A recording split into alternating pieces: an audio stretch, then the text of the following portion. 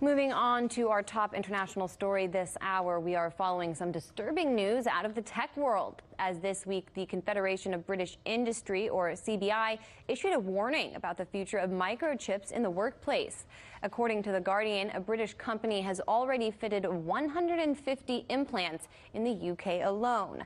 Biotech's chips, according to its website, quote, store a range of encrypted personal data from bank account details and passwords to medical data or Bitcoin wallet details.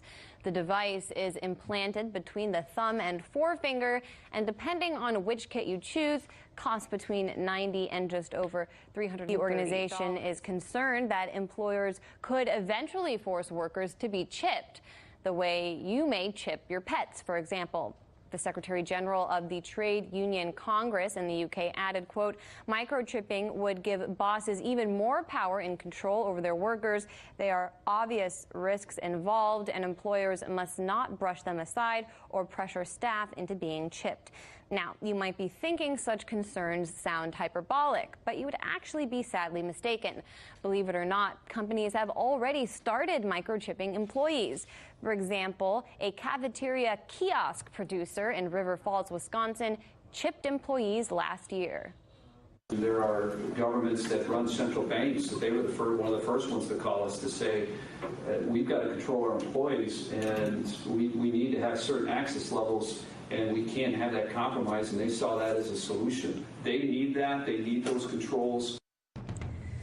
Joining us now with the future of microchipping in question is former UK Member of Parliament George Galloway. Well, I'm sure not. I mean, beasts are branded and slaves are enchained. This is, I suppose, the next stage. The wage slave will be microchipped.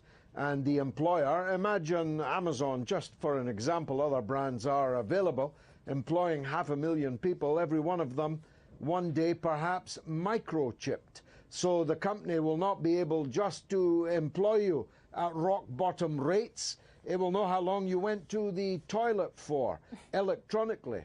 I might even know what you did there. It is grotesque, it is obscene, it is, on the face of it, ridiculous, except, as you've just pointed out, it's already happening. And even here in Britain, it's happening. It's happening in the United States. It's happening in the tech industries already.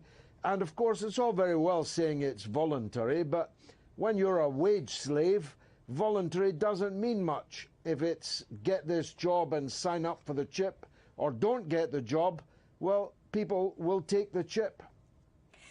What concerns do you have about this technology, and are you confident in the British government's ability to regulate these chips? I am not at all confident. But it is come to something when the CBI, which is the employers, the bosses' organization, are expressing their anxiety and unease about this move. But we know from recent times that what starts out as resolute opposition incrementally becomes the prevailing orthodoxy.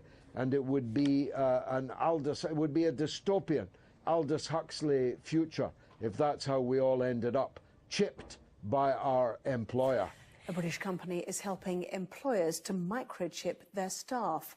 Biotech says it has already fitted 150 implants in the UK, which enable people to open doors or even start a car with a wave of their hand.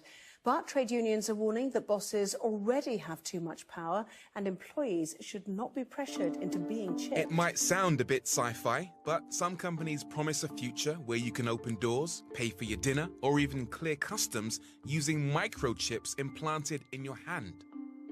Currently, the microchips can be used for opening doors, starting cars, so swiping your hand on the steering wheel. You can start a car with it? Start your car, yeah. Okay, all right, I'm interested.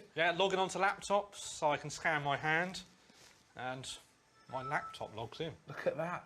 And future technology for this is contactless payments, passports, a whole variety of different technologies could be integrated into the chip. You can use implants to buy some train tickets in Sweden, and at least one company in the US has given staff the option to access the building and pay for meals using them. In the past couple of years, several thousand people have had these little rice grain-sized microchips put into their hands, which contain information that they can use to, say, check into the gym or get into the office or pay for train tickets, right? So on the one hand, everyone can appreciate that that's convenient, right? How many times have you been looking for your key fob at the gym or can't remember your password for something? But I think the bigger question here is, look, as the human body itself becomes a technological platform, right, there are big questions we need to consider about what kind of information is put out about us, from us, quite literally, and also further down the line, what kind of access do other people or platforms have to that information that is inside us, right? This is a biotech question, this kind of blurring of the lines between the human body and tech. I mean, it's one thing if you're holding your smartphone and instead of emitting data about you, it's another thing if your own hand. By injecting a rice-sized microchip into a willing employee's hand, all kinds of data can be programmed into them, from driver's licenses and medical ID cards. Some experts suggest caution. Among the concerns, ID theft, health, and whether the chips can be tracked by GPS. Most people don't really understand how this technology works, what data is collected, how it's stored, or who might be able to get access to it legally or illegally. 3 Square says their employees cannot be tracked by satellite. Melissa Timmons was skeptical, but is now chipped. Yeah, right now it's only to buy a candy bar and get in our building, but there's a lot more that's going to be coming with it. Retailers can track me on my phone to see if they can get me to buy some socks or underwear. It's a different thing if my employer can see where I am, see what I'm doing when I'm off the job. This is serious stuff. We're talking about a nonstop potential connection to my body. I can't turn it off. I can't put it away. It's in me. That's a big problem. Even a dedicated biohacker has concerns. It's very easy to hack a chip implant. So my advice is don't put your life secrets on a chip implant. Somebody put an implant inside me. I found it this morning. Back in 2004, the Manchurian Candidate suggested a future where humans are chipped and controlled. We have been warned. I was part of a small group of people on Earth pushing the boundaries of what it means to be human. And within minutes, I was meeting with their tech team to get my chip programmed. I guess what you're saying, to sort of put in layman's terms, if I wouldn't need to take this out until we live in that futuristic world where everything's wireless, cash is gone, autonomous vehicles take us everywhere, and I'm just beeping my way through my day.